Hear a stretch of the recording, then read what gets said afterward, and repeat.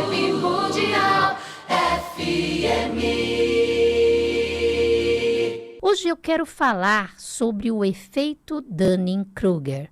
Você já ouviu falar sobre o efeito ou fenômeno Dunning-Kruger? Eu tenho certeza que talvez o nome não lhe soe familiar. Mas, à medida que nós formos conversar sobre isso, vai passar aí na sua tela mental alguma situação onde você conhece ou conheceu alguma pessoa que tem, né, ou que faz esse tipo de fenômeno. Então, antes de tudo, eu quero falar sobre a autocrítica. Até porque é um dos fenômenos ligados à autocrítica. O que é autocrítica, Márcia? Ela se dá a partir de uma análise. Quando nós refletimos sobre os nossos próprios atos, sobre aquilo que estamos fazendo da nossa vida, sobre o modo de agirmos, quando nós fazemos uma análise apurada dos erros cometidos, das possibilidades de melhora, de reforma íntima. Então, hoje nós vivemos um mundo onde as pessoas são prodigiosas em criticar tudo e todos. Aliás, tem uma frase de Sêneca que diz: os defeitos alheios estão na nossa frente, os nossos nas nossas costas.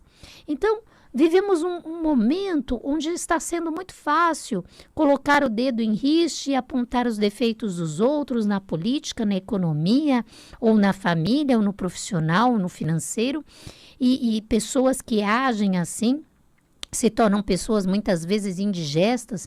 Então, ter um espírito crítico, cauteloso é fundamental, mas também precisamos ser autocríticos, olhar para dentro de nós e percebermos que, a partir de uma mudança interior, quando nós passamos a analisar, a olhar para si e compreender o que pode ser melhorado, o que pode ser transformado a partir de uma análise dos nossos sentimentos, pensamentos, emoções, isso tudo visando desenvolver uma inteligência emocional, nós percebemos que essa mudança interior, que a autocrítica ela predispõe, ela gera mudanças nos outros. Eu costumo falar de Jesus, que foi o grande médico que pisou a terra e psicólogo. Ele diz: não julgueis para não seres julgados. Jesus não ficava apontando as falhas constantes dos discípulos ou das pessoas com quem ele convivia. Ele antecipou a negação de Pedro, ele antecipou a traição de Judas, mas em nenhum momento ele ficou julgando ou jogando na cara. Quando ele recebeu a mulher adúltera que seria apedrejada, ele simplesmente disse àquela mulher: vá e não peques mais. E ele, imagina o Cristo, ele não tinha karma, ele não tinha pecado ou mácula nenhuma, e mesmo assim ele não julgou, e mais do que isso, nos ensinou a não julgar. Porque normalmente a pessoa que julga muito, ela não olha para si, ela não percebe os seus próprios defeitos e ela não percebe muitas vezes onde ela tem que melhorar para também se aprimorar enquanto espírito. Então, a síndrome de Dunning-Kruger, ela se caracteriza por uma excessiva autoconfiança que a pessoa tem nos seus conhecimentos, nas suas habilidades, em determinados assuntos, sendo que, na realidade, a abrangência de suas capacidades, o seu conhecimento nesses assuntos é pouco. Ou seja, sabe aquela síndrome da pessoa que se acha, aquele que se acha, mas não é nada daquilo. Aquele que você vai falar sobre um determinado tema, ele sabe, ele se envolve, ele passa a discorrer, e quando você percebe, ele não tem profundidade nenhuma. Aliás, ele é um profundo desconhecedor, acaba falando besteira, mas ele não admite isso. Então, mesmo que as outras pessoas se mostrem mais competentes num determinado assunto, quem possui a síndrome ou o efeito ou fenômeno Dunning-Kruger, ele não reconhece esse fato. Tudo por quê? Porque ele carrega uma opinião superestimada, supervalorizada, uma opinião irredutível, que ele sempre sabe mais do que os outros. Ele sempre está na frente, ele sempre é o melhor. Ele sempre... E isso é chato, né? Você deve estar aí passando na tua cabeça alguém que se posiciona assim.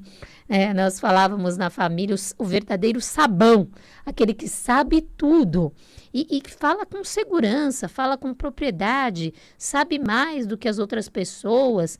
Caso você diga o contrário, ele é capaz de interpretar a sua postura como uma arrogância, porque na verdade ele está projetando a sua arrogância e a sua prepotência nos outros. Então, estar com pessoas Dunning-Kruger muitas vezes exige que você faça terapia, porque muitas vezes quando você está ali casado ou se relacionando, seja familiarmente, seja no trabalho, seja profissionalmente com um sabão, é desgastante, porque por mais que você busque o conhecimento e de uma forma muito suave e sutil, você queira mostrar para a pessoa, né, esse conhecimento, para que ela erre menos, para que estes equívocos, esses erros não atrapalhem também a sua vida, ou o grupo familiar, ou o grupo de trabalho, elas são extremamente vaidosas em relação às suas opiniões. E essa prepotência, essa arrogância, esse orgulho, são fenômenos espirituais bastante complexos, que necessitam de tratamento. Então, tanto a pessoa que convive, às vezes precisa de terapia para exercitar uma paciência, mas uma paciência que ela não se humilhe, que ela também coloque-se para que ela imponha os limites de uma maneira correta, firme e assertiva, para que o outro não a engula, né, de certa forma.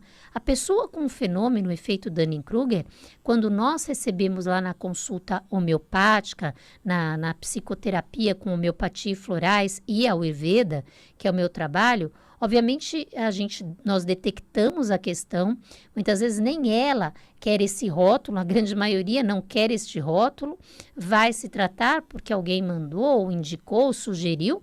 Existem medicamentos homeopáticos, florais, fitoterápicos incríveis, porque se a pessoa ela não se torna mais humilde, ela não se umidifica, né? Humildade ela tem a ver com o processo de umidificação da alma, de se curvar diante da verdade do outro, da verdade da vida, das verdades que realmente são significativas e não da verdade que ela quer ali sustentar e que não tem base científica ou de conhecimento nenhum.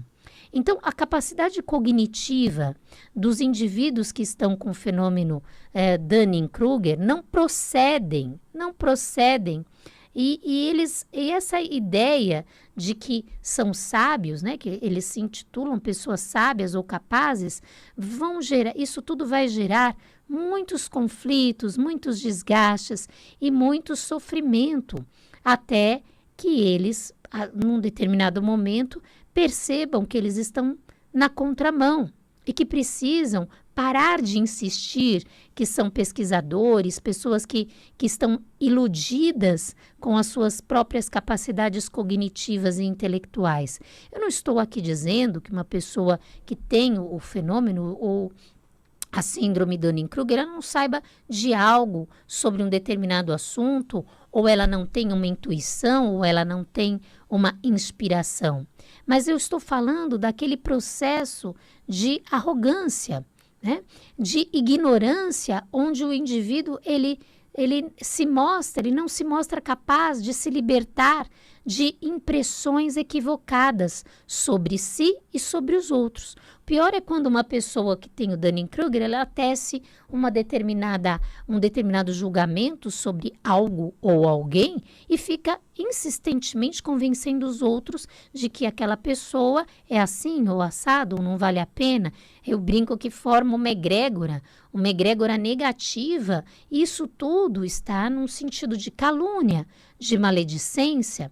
Eu vi pessoas até muito inteligentes se deixando envolver por indivíduos Dunning-Kruger que simplesmente deturparam ou distorceram uma visão de mundo daquela pessoa inteligente, ou deturparam ou distorceram um relacionamento de uma determinada pessoa. Por isso que na terapia, e eu me especializei em transtorno afetivo, é muito importante quando a pessoa vai, ela está falando com alguém que é idôneo, que está isento de um julgamento, que está vendo do lado de fora, porque às vezes uma pessoa da família, ela pode distorcer num comentário. Então, pessoas que possuem, por exemplo, uma inteligência mais trabalhada, mais afinada, mais apurada, um indivíduo científico, ele tem menos possibilidade, menos risco de sofrer com o efeito Dunning-Kruger. Por quê, Márcia? Porque quem sabe só percebe que nada sabe. Por isso a frase de Sócrates, só sei que nada sei. Os indivíduos verdadeiramente ignorantes, eles têm certezas. Os indivíduos inteligentes, pesquisadores, eles têm dúvidas. É muito fácil, por exemplo, detectar uma pessoa inteligente porque ela não se impõe aos demais, ela não impõe a sua verdade, ela normalmente utiliza termos como provavelmente, pode ser, né? Enquanto indivíduos mais ignorantes, mas com muita certeza daquilo que eles acham que sabem, eles falam certamente, exatamente, faça isso ou faça aquilo. Por isso nós temos que tomar cuidado com esses salvadores ou pseudo-salvadores ou pseudo-gurus, não é mesmo? Porque quanto mais inteligente ou capaz uma pessoa é, mais humilde, mas ela trata todo mundo bem, porque ela sabe que ninguém é melhor do que ninguém. Você pode ter um domínio de conhecimento num determinado setor da vida, mas isso não te impede de estudar outros setores e aprender com outras pessoas. Então, as pessoas que são afetadas pelo efeito Dunning-Kruger, elas não são tão vazias quanto se possa pensar, principalmente à primeira vista. Normalmente essa pessoa ela está muito fervorosamente acirrada a crenças, a valores, a ideias preconcebidas que afetam não somente a sua capacidade de ver os outros, mas elas convencem os outros de a seguirem. Então, nós precisamos entender as implicações do fenômeno do efeito Dunning-Kruger, porque isso ajuda a evitar problemas nos nossos relacionamentos. Eu mesma me lembro, quando eu era mais jovem, bem mais jovem, antes até de fazer a faculdade de odontologia, eu tinha muitas dúvidas, muitas incertezas, gostava muito de estudar, mas me chamava muita atenção e eu me envolvi também afetivamente até com pessoas muito seguras, né? Porque parece que aquela pessoa trazia aquela segurança que eu não tinha. Quando passava um tempo, eu via que as seguranças que essa pessoa tinha era em cima de ignorâncias absurdas. Então, quando você consulta um profissional da área da saúde, da psicoterapia, tem que tomar muito cuidado, até do aspecto religioso, porque quando você entende essas implicações, você começa a ter um discernimento, começa a detectar aquilo que pode te prejudicar, porque, de verdade, todos nós, indistintamente, não temos domínio de todas as verdades. Vibe Mundial 95,7. FM.